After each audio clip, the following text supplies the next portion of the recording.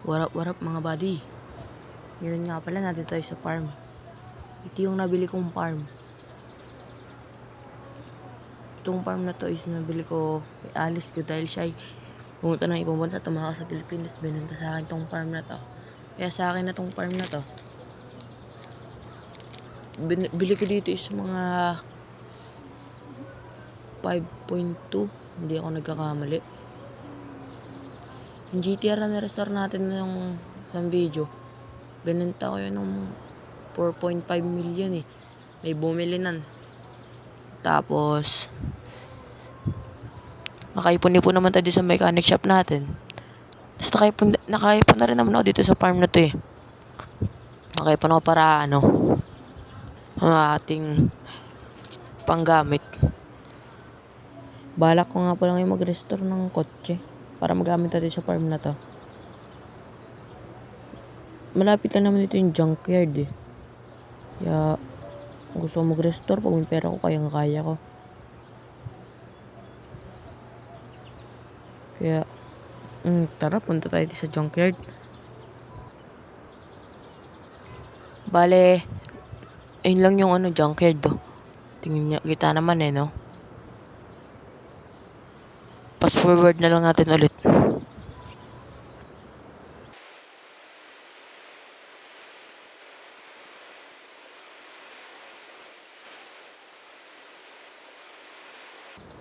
Bale, nakarating na tayo dito sa junkyard.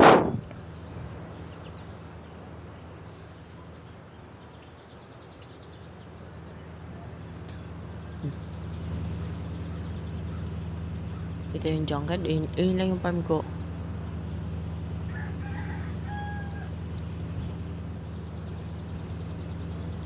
Pa-register muna tayo. Bossing. Pa-register lang ako dito. Gaan pa sa ng i-register ko na sasakyan eh. Sige bossing. Salamat.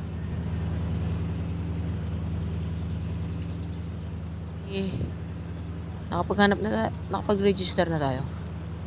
Maghahanap na lang tayo ng abandonado sasakyan na i-restore natin. So, tara.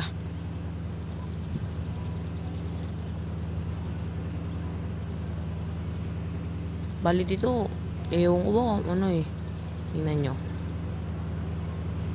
Parang may nakaharang barrel. Ayan no, tayo nyo. Parang may invincible wall, no? Diba? Kahit anong gawin ko, hindi ako nakakano. Luwag na luwag dun, ayun, no?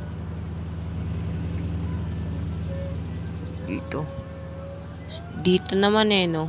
Di tayo kasya, ewan ko ba't ganito ito eh. So, ito. May, to guys? Ito parang pick up. Hilux pala to guys. Kalawang na Hilux. Ayun no, may nakalagay pa Toyota Hilux. So, tingin lang natin ito. Examine ito na natin. Laki ng kupi sa unahan, no? What the? Laki. Tapos, kalawang yun pa. Hindi pa ako doon makadaan. Ewan ko kung bakit lagi. Ganun yun. Kasi di na-open yung kanyang pintuan. So, bayadan muna natin to para madala natin sa city, sa mechanic shop ko.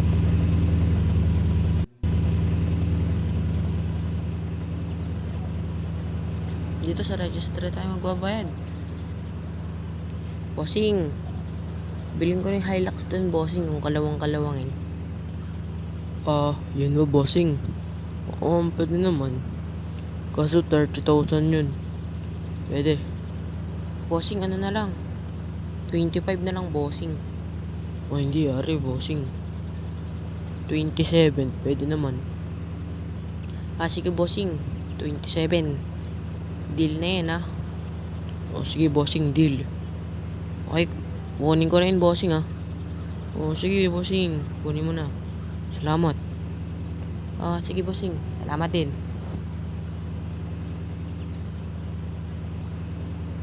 Kunin na natin yung Hilux dun.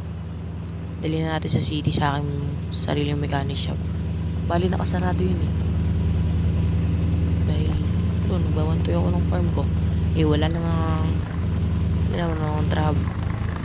Basta wala akong employee para magbantay doon. Wala eh. Sulo lang naman ako lagi. Pero bago tayo pumunta city, punta muna tayo sa farm. Kukunin ko yung susi ko doon sa mga tools ko para mabuksan natin yung tools na pang ayos natin sa ating Hilux.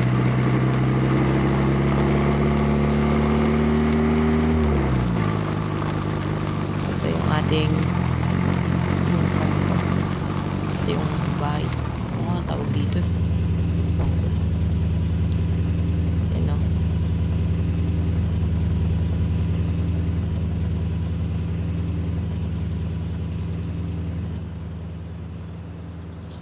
Bali na dito yung susi, bossing. Mga bossing pala. Siya na. Nakuha ko na dyan yung susi.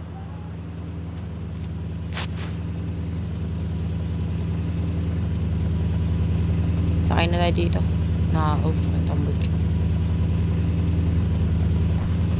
Tara.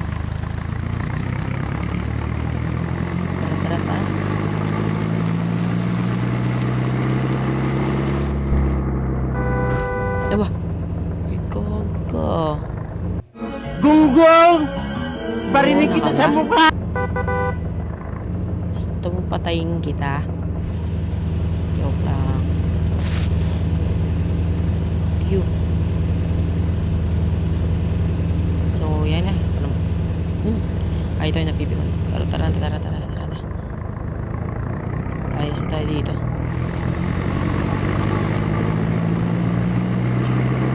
Bale, pag nakalabas na dito, nandun tayo sa main road. Ano tayo? Kakat ko yung video na to. Tapos, pagkat ko pag nanon tayo, hanggang nasa city na tayo. Sa mechanic shop ko.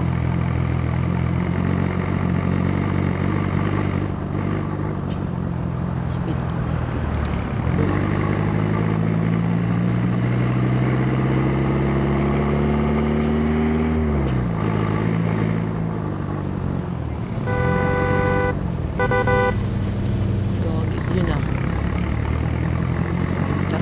Tara.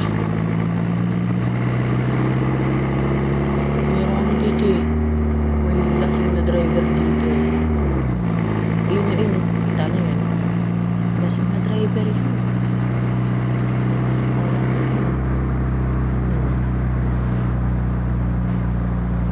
Ayun yung lasing siya guys. Munggo ko siya dito eh. Titigil yan eh. Ayan na. Tala. Bale, dito tayo sa city. Dito tayo sa aking mechanic shop. Ito na yun, may dealership ito. Dito na tayo. Parada lang natin. Ano muna itong pick up na. Ay, yung Hilux na tagar. Ano naman yan? Ang laki ng kubi sa unahan. Malaki magagastos natin dito. Wala ako na. Bale, open ko muna tong tools dito. Okay na. Parada na natin dyan yung Hilux natin. Para ma-restore na natin ta.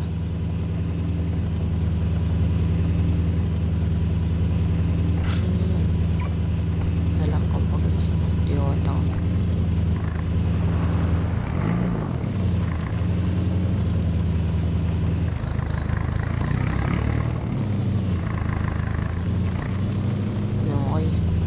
Bale, ito guys, pag nalagay na dyan eh, tipong mga kupi-kupi na ayos na. Pero yung mga kalakalawang, hindi kar. Kaya, examine ulit natin. Just restore ko to. Mahal magagastos ko dito guys. Bibilang ko pa to ng bagong makina eh.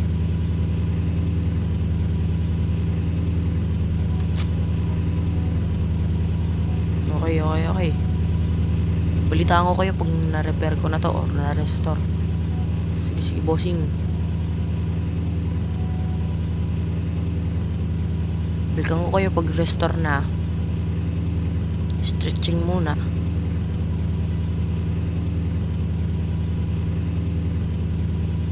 Bale, ito na ano na natin, na-restore na natin tong Toyota Hilux natin. Pinalitan ko yung ulo na maputi, tapos hood niya, pinalitan ko rin. Headlight niya, pinalitan ko rin. Yung rim, inayos ko lang yun, pinuntrahan ko lang, tapos nilagyan ko siya nung, yung bakal. Hindi ko lang kung natawag dyan eh.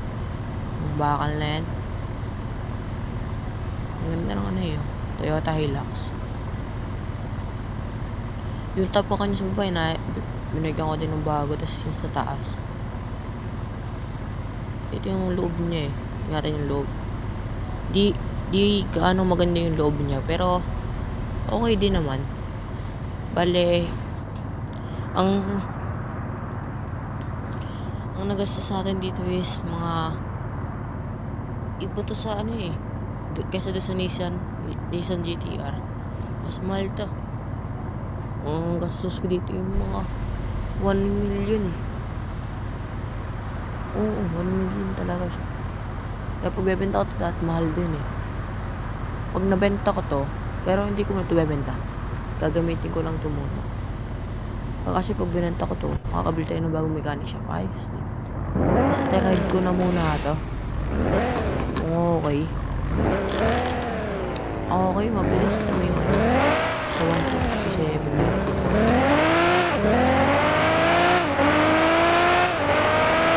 Bale yung mechanic shop niyan.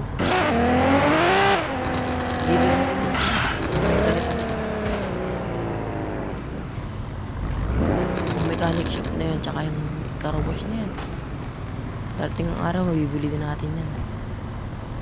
Tiwala lang talaga. Bale yan yung Hilux, ang ganda.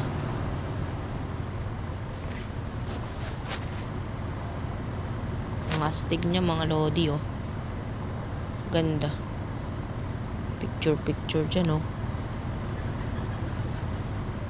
May kainin ng manok. Ganda na no. Wow. Ang Hilux na yan. Gagamit natin yan. Drag diesel, tas pang sa farm. So, bali mga buddy. Dito ko natatapusin yung video. Maraming salamat sa panonood nyo. Bye-bye. Peace out sa inyo mga bossing. Goodbye.